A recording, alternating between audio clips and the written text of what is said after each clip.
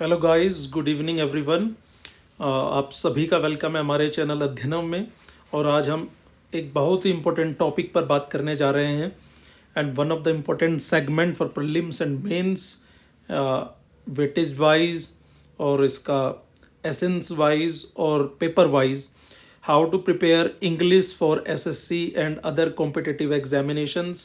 English is one of the critical and the most important section and the most important subject that gives too much difficulty to the students and aspirants while preparing for their examinations, and especially उन लोगों के लिए जो Hindi medium से belong करते हैं, जिनका mother language में या किसी भी रीजनल लैंग्वेज में उनका बोर्ड रहा है, so they lack a lot in English. और मैंने देखा है अपने दोस्तों को अपनी तैयारी करते हुए। मैं अपना इंट्रोडक्शन दूं, मेरा नाम दुष्यंत राणा है। मैंने CGL 2022 सिलेक्शन फेज 10-12 और कैट 2020 और RRB टेक्नीशियन ग्रेड 3 और CHSL 2021 को क्लियर किया हुआ है। दोस्तों, मैं इस चैनल की शुरुआत इसीलिए कर रहा हूं कि आपकी जर्नी में कंट्रीब्यूट कर पाऊं और आपके लिए चीज़ें आसान कर पाऊं। तो बहरहाल हम अपने टॉपिक पर आते हैं। इंग्लिश सबसे ज़्यादा दुखदाई होता है, सबसे ज़्यादा मुसीबत पैदा करता है उन बच्चों के लिए जो इंग्लिश मीडियम से नहीं है, CBSE बोर्ड से नहीं है, ICSE बोर्ड से नहीं है, जो रीजनल और रूरल बोर्ड्स जो होते हैं मदर लैंग्वेज, उन बोर्ड से बिलोंग करते हैं।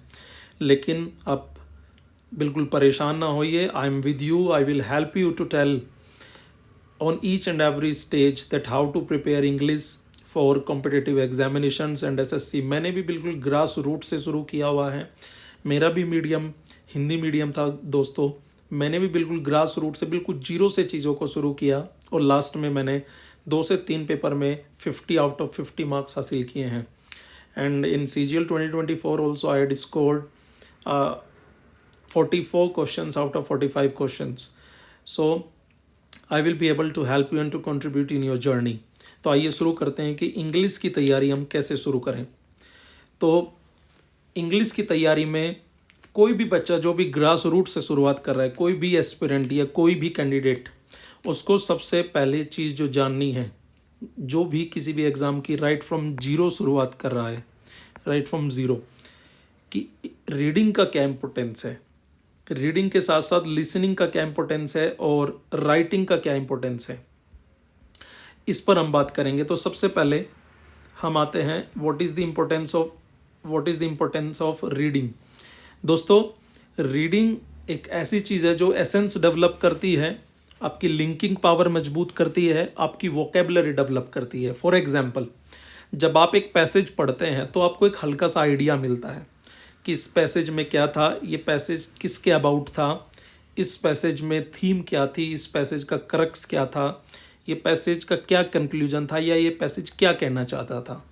उसके अलावा आप किसी भी पैसेज को पढ़ते हुए एनकाउंटर करेंगे कि उसमें 2 से 3 वोकेबलरी या 4 vocabulary, 5 vocabulary based upon your knowledge, कि वो आपके लिए अनजान थी, आप उसका नहीं जानते थे।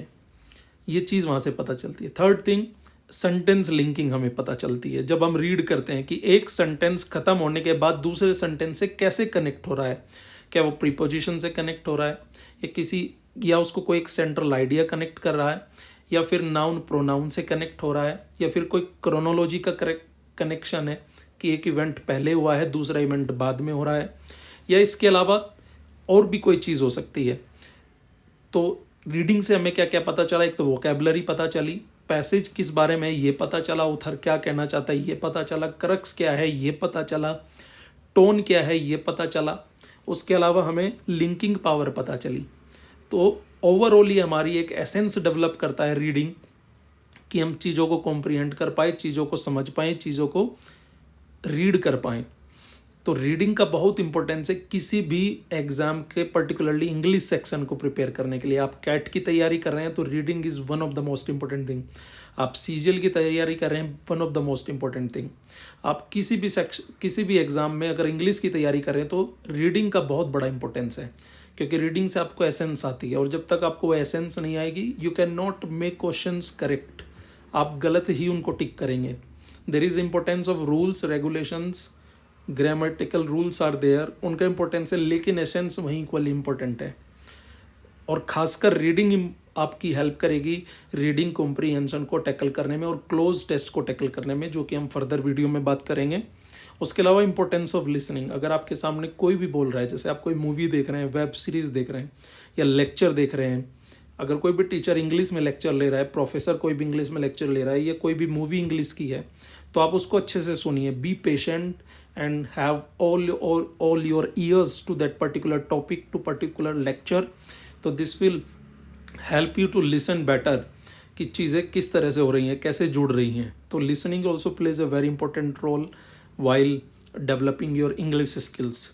और उसके अलावा the most important thing is importance of writing.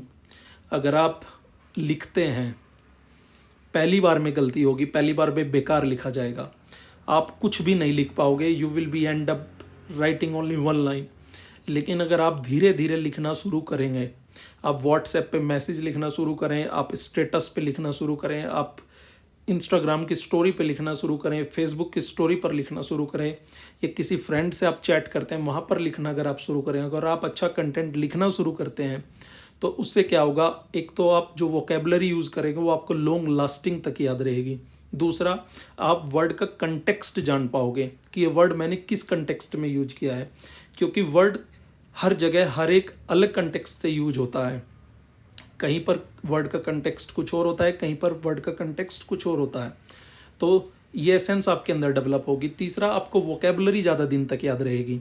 जब आप एक वोकेबलरी को व्हाट्सएप पे मैसेज में लिखोगे, जब आप उसको ऐसे में भी लिखोगे कहीं, जब आप उसको स्टोरी में लिखोगे, तो वो आपको याद होगी, क्योंकि वो प्रैक्टिस में भी आएगी और यू आर यूजिंग इट। तो आपकी इंग्लिश डेवलप करने में राइटिंग का भी बहुत बड़ा रोल है। अगर आप फ्रेशर हैं, राइट फ्रॉम जीरो शुरू कर रहे हैं, तो ये चीज़ें आप करिए। It will take only 5 minute. आपका कोई दोस्त है, write him a good message, write him a good story. अगर आपके पास ज़्यादा टाइम है, write an essay, write a chapter, write a diary entry और whatever you can write. आप लिखिए। अगर आप लिखते हैं तो आपकी चीज़ें याद रहेंगी। आपको कनेक्शन करना आएगा कि एक सेंटेंस के बाद दूसरा सेंटेंस क्या आ रहा है, क्या फॉलो हो रहा है सेंटेंस, और क्यों फॉलो हो रहा है, वो किस चीज़ से जुड़ रहा है, वो क्रोनोलॉजी से जुड़ रहा है, प्रीपोजिशन से जुड़ रहा है, ग्रामर के किसी रूल से जुड़ रहा है। You will be knowing that. तो इंग्लिश को प्रिपेयर करने में ये 3 चीज़ें बहुत इंपॉर्टेंट है, रीडिंग, लिसनिंग एंड राइटिंग। अब हम आगे बात करते हैं कि इंग्लिश के सेक्शन में 2 चीज़ें बहुत इंपॉर्टेंट होती हैं इंग्लिश में। एक आपकी वोकैब और एक आपकी ग्रामर। वोकेबलरी आप कैसे डेवलप करें, उस पर हम बात करेंगे। How to develop the vocabulary. Vocabulary आप अगर आप बिल्कुल जीरो से शुरुआत करें तो आप एक काम करिए, जैसा मैंने पिछली स्लाइड में बताया कि रीडिंग का इंपॉर्टेंस क्या है। आप रीड करना शुरू करिए। आप कोई भी न्यूज़पेपर ले सकते हैं, may be times of India, may be the Hindu थोड़ा सा हार्ड है, लेकिन यू कैन स्टार्ट। या उसके अलावा इंडियन एक्सप्रेस, या फिर आप इन शॉर्ट्स ले सकते हैं, जो न्यूज़ आपकी शॉर्ट्स में आती हैं, या आप कोई नॉवल या कोई बुक या कोई भी मैगज़ीन, कोई भी स्टफ XYZ जो आपको पसंद हो, किसी भी जोनर की मैगज़ीन। लाइक आपको फैशन पसंद है तो आप फैशन की मैगज़ीन पढ़ सकते हैं। आपको फूड एक पर्टिकुलर सेक्शन जो आपको पसंद है, फूड कैसे बनता है, या आप कनाइज़र हैं फूड के लेकर के, तो आप फूड से रिलेटेड मैगजीन्स पढ़ सकते हैं। ट्रैवल से रिलेटेड आप मैगजीन्स पढ़ सकते हैं। नॉवेल्स आप पढ़ सकते हैं, आपकी कोई भी फैंटेसी हो, क्राइम हो, स्पाई हो या फिक्शनल हो। आप कोई भी बुक्स पढ़ सकते हैं, जैसे कोई भी बुक पॉलिटिकल स्पेयर की हो गई, या फिर कोई भी बुक आपकी ज्योग्राफी से रिलेटेड हो गई, हिस्ट्री से रिलेटेड हो गई। Maybe whatever it is, you can read it and it will help you to develop your vocabulary, because while reading you will be encounter with so many vocabulary that you don't know at the first when you are starting it. So if you will read it then you will know. तो सबसे पहली चीज़ आपको vocabulary अगर आपको develop करनी है तो सबसे पहले हैबिट आपको डालनी है रीडिंग की। आप कुछ भी स्टफ रीड करिए, newspaper, magazine, novels, books XYZ, it will help you to tackle. अब वोकेबलरी में हम बात कर लेते हैं, वोकेबलरी के सेक्शन कवर क्या क्या करता है, पर्टिकुलरली SSC एग्ज़ाम्स में, किसी भी एग्ज़ाम में। इसमें सिनोनिम्स आते हैं, एंटोनिम्स आते हैं, उसके साथ साथ ईडियम्स आते हैं, उसके साथ साथ वन वर्ड सब्स्टिट्यूशन आते हैं। तो जब आप वोकैब आप डेवलप शुरू करेंगे रीडिंग के माध्यम से, तो you will be able to solve the questions of synonyms, antonyms and idioms also. दूसरी चीज़, अगर आपको पढ़ना पसंद नहीं है, अगर आप you love watching movies, you love watching web series, तो आप सब टाइटल्स के साथ, इंग्लिश सब टाइटल्स के साथ मूवीज़ देखिए, आप वेब सीरीज़ देखिए। सो हॉलीवुड मूवीज़ होती हैं, वेब सीरीज़ होती हैं, there are so many web series which have good amount of vocabulary. अगर आप वहाँ पे मूवी देखेंगे, मूवी देखते देखते वो वोकेबलरी उस कंटेक्स्ट, उस सीन के साथ यूज़ होगी, तो you will be able to retain it for the longer time. तो सेकंड चीज़ आप ये कर सकते हैं, अगर आपको रीडिंग पसंद नहीं है, आप वॉचिंग या फिर वॉचिंग द मूवीज़ और वेब सीरीज़, इसके थ्रू आप अपनी वोकेबलरी डेवलप कर सकते हैं। The third thing, the importance of writing. As I told you in the previous slide, what is the importance of writing? Writing help you to connect the sentence structurally, and it will help you to retain the vocabulary for the longer time. So if you are talking with any of your friend while using the WhatsApp or any other social media platform, write good messages, write good stories using the vocabulary that you encountered while reading or that you are learning from any book. And the fourth most important thing is, remember the vocabulary with the context of it and with the image. Have an image or have a map of that vocabulary in your mind. For example, when I say river, so there is a picture that came in mind of flowing water. So that is how I able to retain this particular vocabulary by using the name river. So if you will remember the image or the map of the particular vocabulary in your mind while using it, so you will be able to retain it for the longer time. So these are the four aspects that you have to remember while doing the vocabulary.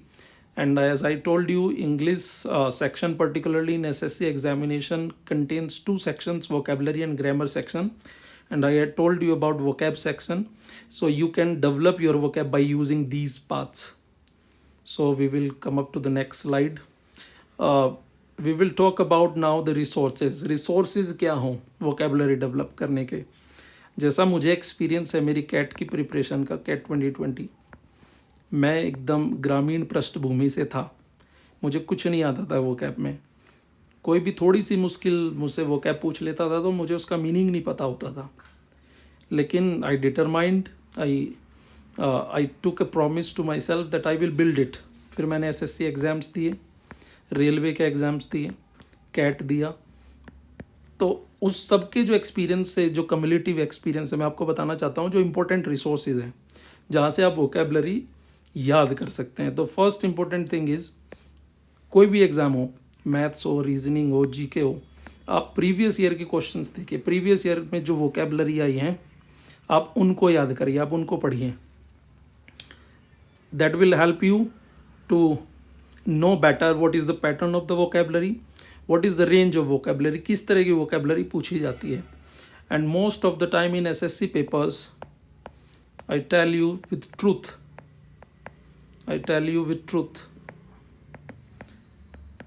80% vocabulary आपकी repeat होती है। जब से TCS का pattern आया 2017 से, अब 2017 से 2024 तक के जितनी भी वोकेबलरी आई है प्रीलिम्स और मेंस की, आप उसको पढ़िए। और पढ़िए कैसे, उसको पढ़िए, जो वर्ड्स आपको आते हैं उसको आप स्किप करिए, जो नहीं आते make a register, go to the conventional path of preparation. Don't think that it is orthodox or it is not that much advanced, because if you are learning from the zero you have to occupy that conventional path, and that is making the register. एक register बनाइए, उसमें vocab note करिए कि previous year में ये vocab आई है और मैंने इस वोकैब को मैं जानता हूँ, इसको मैं स्किप करूँगा, जो वोकैब मुझे नहीं आती मैं पर्टिकुलरली रजिस्टर में पहले पेज से लिखनी शुरू करूँगा कि 2017 के सीजीएल के प्रीलिम्स में ये वोकैब आई है, मैं इनको पढ़ूंगा, मेंस में ये वोकैब आई है, ये मुझे आती है, ये मुझे छोड़नी है, ये नहीं आती, ये मैं रजिस्टर में लिखूंगा।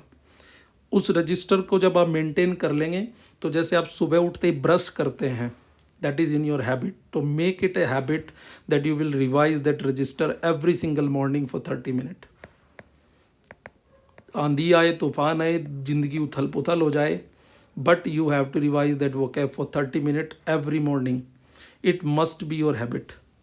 Then you will end up in doing it.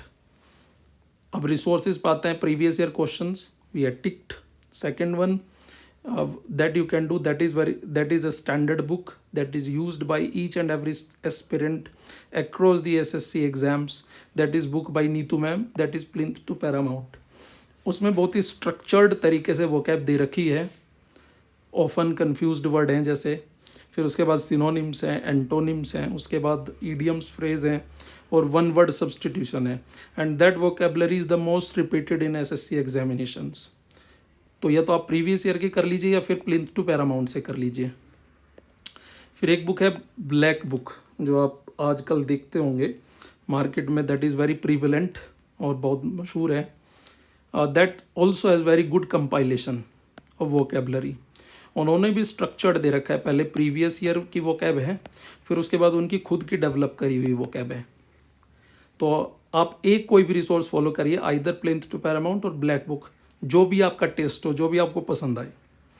उसके अलावा एक बुक है वर्ड पावर मेड इजी. अगर आपको बिल्कुल रूट से वोकेबलरी याद करनी है, अगर आपके पास काफ़ी टाइम है प्रिपरेशन के लिए, तो you can read that book. That is by Norman Lewis. that will help you to learn the vocab from the roots, like इसका प्रीसिडेंस क्या होगा, इसका एंटीसीडेंस क्या होगा, इसका प्रीफिक्स क्या होगा, इसका सफिक्स क्या होगा, इसका रूट वर्ड कहाँ से आया. Right from the root it will help you to develop your vocabulary.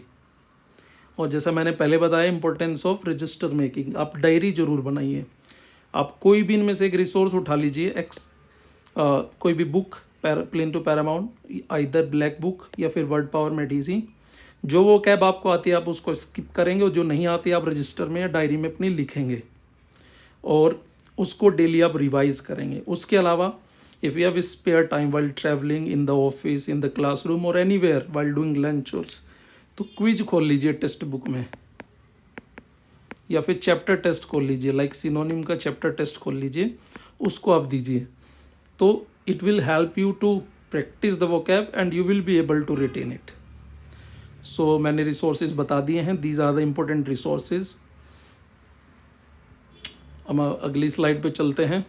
जैसा कि मैंने बताया था, इंग्लिश सेक्शन में दो चीज़ें होती हैं, एक वोकेबलरी और एक grammar part.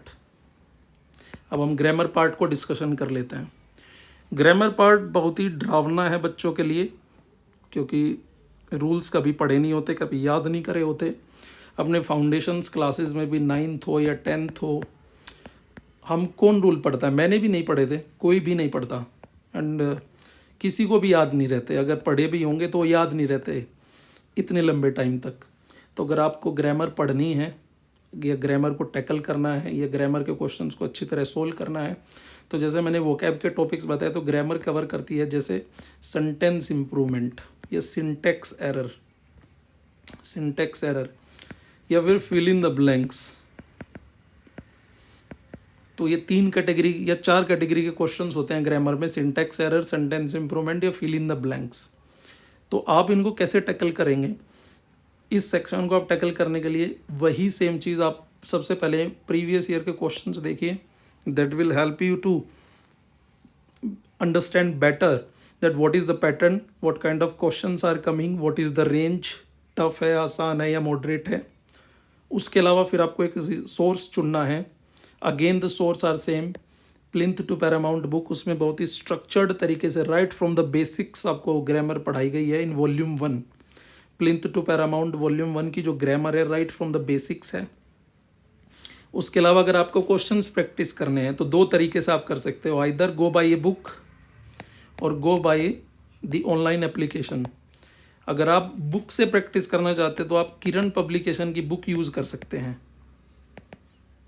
That has compilation from 1999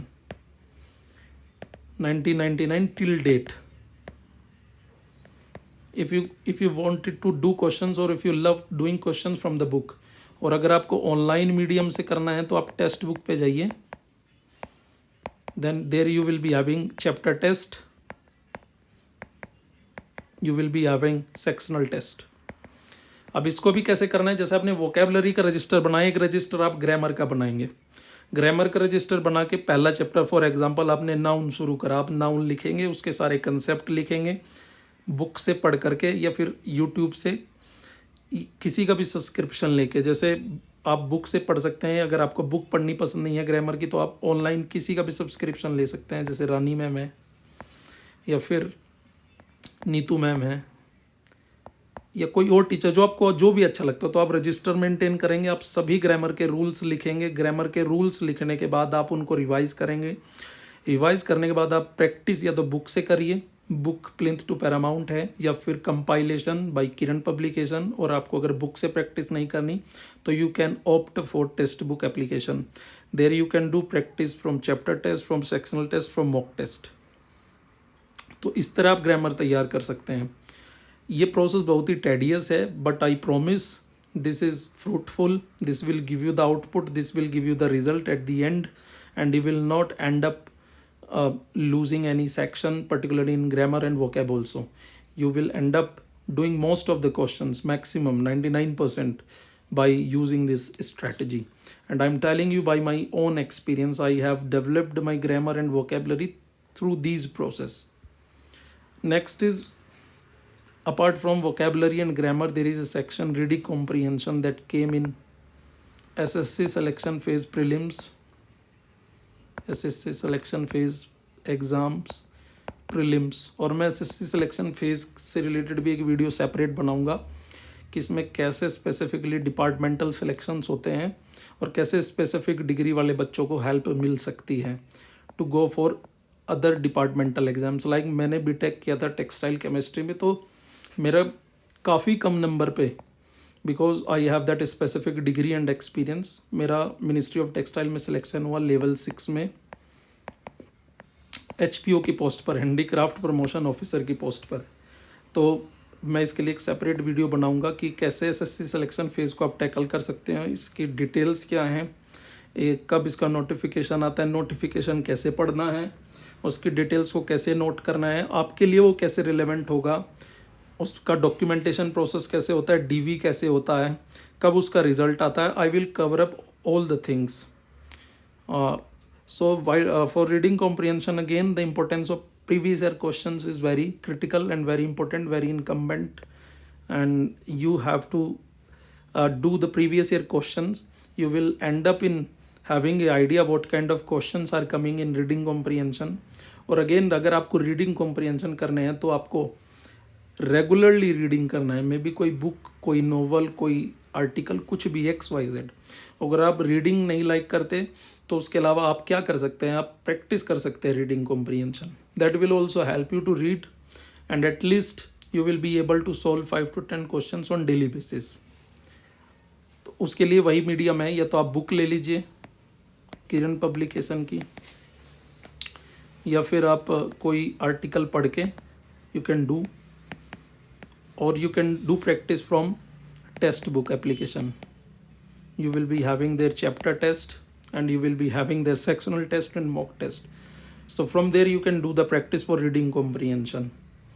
reading comprehension में इंपॉर्टेंट क्या क्या चीज़ें होती हैं, रीडिंग कॉम्प्रिहेंशन को हम कैसे टैकल कर सकते हैं, इसके लिए मैं सेपरेट वीडियो लाऊंगा।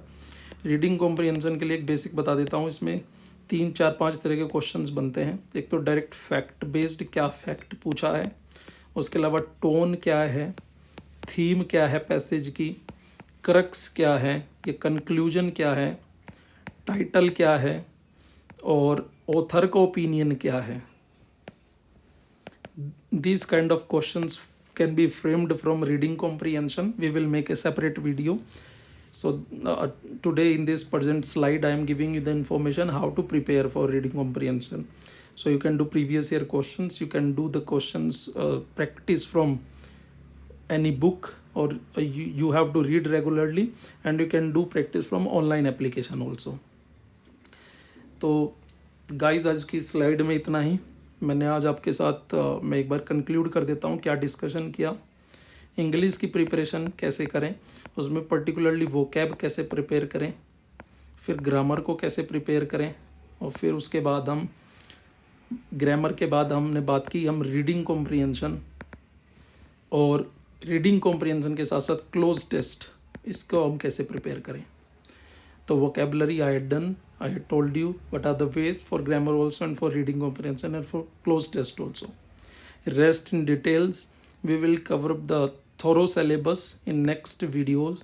I will be coming with important aspects and important facets and important questions and important strategies. Stay connected with me, stay tuned with me, and keep supporting me and keep helping me. We will together have a fruitful journey, and I will, if I will be able to contribute in your journey, uh, this will be my vision and this will be fruition to my vision. Thanks a lot guys for connecting with me.